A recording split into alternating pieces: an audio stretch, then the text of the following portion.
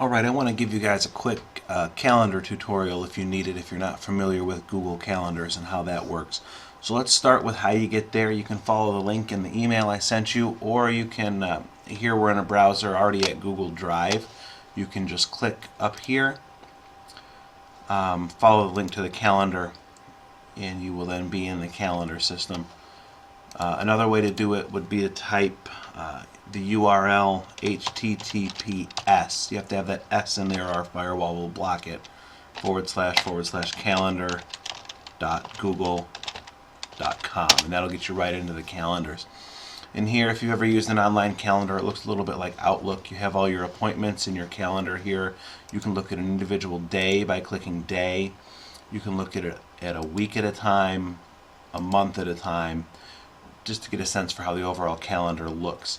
Now, some things you need here are just to understand how shared calendars work. On the left side of your screen here, you'll see My Calendars and you'll see Others Calendars. Now, you each have your own individual calendar that Google gives you. I've shared out two calendars, the Eastern Heights Academics and Activities calendar and the Eastern Heights Athletic calendars. Now, those will show up here on the left. You have to make sure you've selected them. They may show up under My Calendars for you here, or they may show up under Others Calendars. I'm not sure. Since I own them, they show up here. They may show up here for you, or they may show up down here under Others Calendars. But either way, you have to make sure those two are selected. Notice if I unselect my Eastern Heights Academics calendar, all those appointments fall off. You can't see them anymore. And if I take off the athletics, now I have an empty calendar. So you need to make sure those two are selected. Once you're sure those are selected and you can see the appointments that are already there, you can go ahead and start to create appointments on your own or view what's there. So if you want to know what's going on November 5th, you can click over here, October, November 5th. Looks like there's not a whole lot going on November 5th right now. But say you need to create a band concert that night. You can click a number of different ways to do this. You can choose to just click on the day and you can add a band concert. And then you can edit the details to give more specifics. So it's not an all-day event. We'll take that check off. The band concert, let's say it starts at 7 o'clock.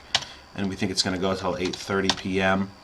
This is a critical thing you need to do here.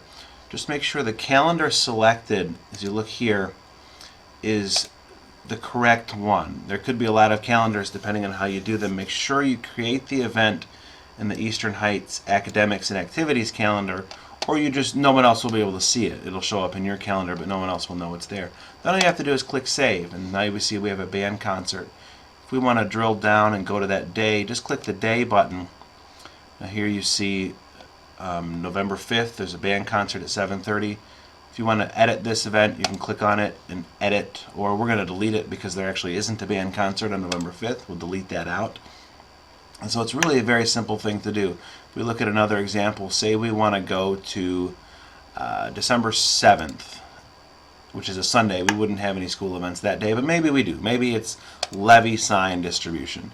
And so even though we don't have any levies this year, which is wonderful, so you would just click, maybe it starts at 7 a.m., click on 7 a.m., levy signs, and then make sure you change the calendar to Eastern Heights, create the event. Now if we want to make it a little longer, you can drag here and drag it down. You can move it up and down. Maybe it starts at 6 a.m. Oh, no, change it. Now it starts at 9 a.m. Easy to do that. Again, there's no actual event going on that day, so we're going to delete it. Really simple to do, really great way to share activities with the whole school so we all know what's going on. We can all look at a glance and see what we're doing. If you're going to put an appointment on the calendar, just run it by Kim or myself so we know it's there. We can make sure we're there to help you and support you in what you're doing. Any other questions, of course, feel free to email, stop by, visit. We'll gladly help you out on the calendars. Thanks a lot.